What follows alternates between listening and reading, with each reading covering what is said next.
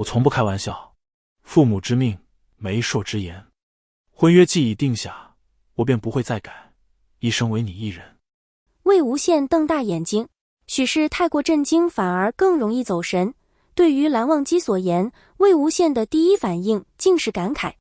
蓝湛这个小古板，此生第一次对别人说这么多话吧，当真是难为他了。魏无羡向来心直口快，此事不仅在心中想想，他还极快地顺嘴说了出去。哈哈，蓝湛，你竟然能说这么多话。又是一阵诡异的沉默，蓝忘机认真地望着他。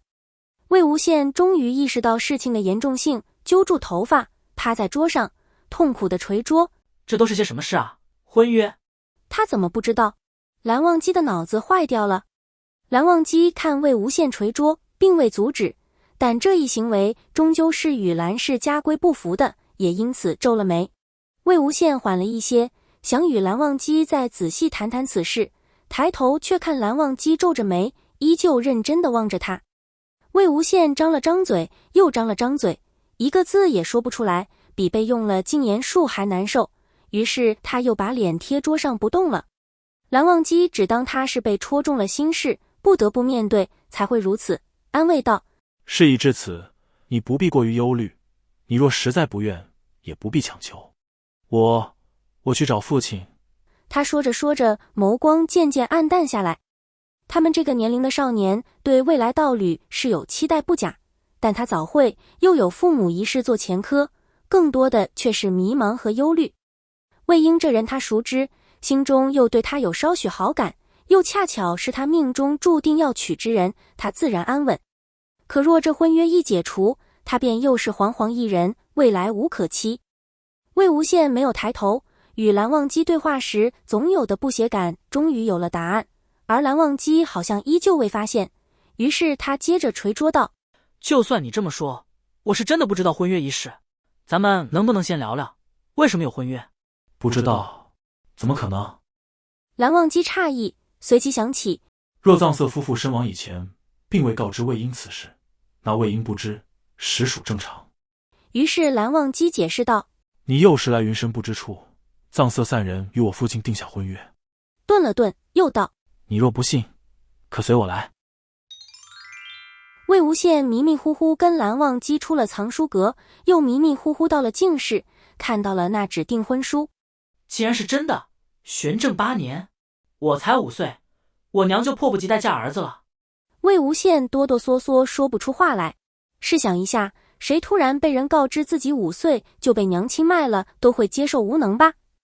他捂脸也不算捂脸，他把手用力按在脸上，最难以接受的还是他即将嫁给蓝忘机这样的事实。当然还有一件事很令人在意。他道：蓝湛。蓝忘机道：魏无羡问道：为何是我嫁不是你娶？这话说的着眼很诡异，问法很熟悉。魏无羡琢磨了一番，尴尬道：好像是一回事哈。蓝忘机道：你很紧张。蓝忘机递了帕子过来。你出汗了。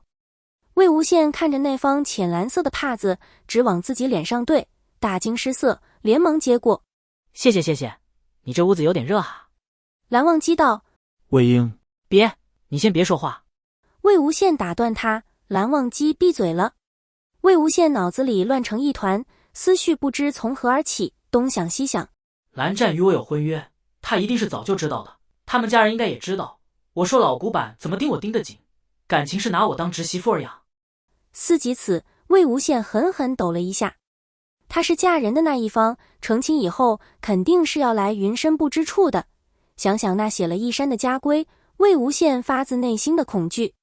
而后又是自己曾说过的话：抄3遍，1遍我就能飞升了。我又不是蓝家人，也不打算入赘蓝家，抄他家家训干什么？不抄。魏无羡想反手给自己一巴掌。这什么乌鸦嘴？不行，不打不长记性。伸手刚要给自己来这么一下，就闻到一阵饭香，熟悉的辣味，是前几日往他房中送辣菜的姑娘。魏无羡抬头看见拎着食盒的蓝忘机，问：这饭你送的？蓝忘机点头。魏无羡想起来那日在食堂确实是蓝忘机先搭的话，他也确实与他提过自己喜食辣。被云深不知处的伙食摧残多日的魏无羡突然有了一个特丢脸的想法：嫁过去吧，这么好的人白送干嘛不要？魏无羡咳了一声，蓝忘机递来一杯茶。魏无羡感觉他得劝劝蓝忘机了，他道：蓝湛，你不必这样，你再这样下去我受不住。谁知蓝忘机道：本应如此。魏无羡道：我吃饱了。随即落荒而逃。魏无羡一路跌跌撞撞，算计着大约犯了10余条家规时，终于跑回卧房。他关上房门，转身看到了江澄和聂怀桑。魏无羡道：你们为何？江澄道：聂怀桑看你受罚过意不去，今日特地命人去采衣镇带了饭食给你赔，你脸怎红得那么恶心？魏无羡心虚道：没有吧？聂怀桑一副过来人的样子，手中折扇摇得甚是风骚。他道：魏兄可是守得云开见月明，终于瞧见这云深不知处的女修了？是，百闻不如一见，云深不知处的女修果然好看。我看不止吧。聂怀桑问：江兄这是何意？江澄指着魏无羡嘴边没擦干净的辣椒油：我看那女修不光好看，还本事通天，在这云深不知处还敢寻蜡石投喂她。魏无羡，这女修对你可真是死心塌地啊。聂怀桑接着江澄的话：这种深情之人是最招惹不得的。魏兄啊，你自求多福吧。魏无羡试探道：其实这是蓝湛给我送的。江澄问道：蓝湛？蓝忘机？魏无羡点点头：魏兄，你还是好好睡一觉吧。梦里啥都有。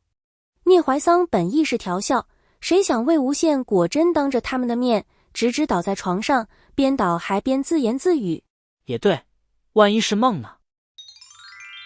魏无羡有事瞒着他，自那日以后，江澄便察觉魏无羡与往日不同。何处不同，江澄也说不出个所以然来。以往若是魏无羡有什么不对劲，江澄一眼便能看出来，可与往日不同，这次魏无羡拖了个蓝忘机。没错，这次魏无羡带着蓝忘机一起不正常。他能感觉到魏无羡和蓝忘机之间微妙的气氛，具体一点，便是魏无羡不再去招惹蓝忘机了。他的第一反应是，魏无羡可算把蓝忘机惹急眼了，往后云深不知处终于可以安生了。原本应该普天同庆，皆大欢喜，可他就是有一种有大事发生的感觉。江澄相信蓝老，可先生与他有同感。那天以后，魏无羡也老实不少。先生讲课时安分守己，虽不至于能把课听进去，但至少坐得住身子了。江澄把蓝启仁的眼中同他一般的，从诧异到迷惑，到欣慰，到惶恐的情绪变化读了个清清楚楚，明明白白。这日下学，江澄赶在魏无羡和蓝忘机聚在一起之前，把魏无羡拖走。魏无羡道：江澄，你干嘛？放手！江澄道：魏无羡，你老实交代，你最近怎么了？我怎么了？你和蓝忘机是不是有事情瞒我？谁说的？魏无羡说话难得磕巴起来。江澄自然注意到了，他抓紧魏无羡道：你今日不说清楚，不许离开。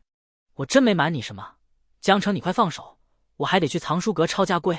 以前怎么没见你那么积极？我这不是想着抄完赶紧出来吗？整日与蓝湛那个小古板关一起，快憋死我了。江澄没有再说话。江澄指了指他身后。魏无羡回头，蓝忘机好巧不巧正站在他身后，背后说人坏话被抓了个正着，那人还是自己的未婚夫，饶是脸皮厚如魏无羡此刻也感觉脸上一阵燥热。他又回头找江澄，江澄不见了。魏无羡若无其事地接着转身，走到蓝忘机面前，拉着他的袖子往藏书阁的方向拽。蓝湛你怎么才来？哈哈，我正想找你呢，咱们快去藏书阁吧。蓝忘机未说什么，任魏无羡拖着。魏无羡以前总缠着蓝忘机，得知婚约一事后，反而不知该如何面对他了。这几日他安安分分的，与蓝忘机的对话也仅限于日常的必要交流。家规他抄得很快，眼看着快要抄完了，却又放下速度，一笔一画漫不经心的写，写着写着眼睛就到蓝忘机身上去了。小古板长得挺俊的，一身白衣，穿得跟个仙人似的，字写的也好看，待人也好，还会给我买饭，指不定日后亲自下厨也是有可能的。魏无羡脑中突然浮现了蓝忘机系着围裙手拿菜刀剁猪肉的场景。噗！蓝忘机看了过来，没事没事，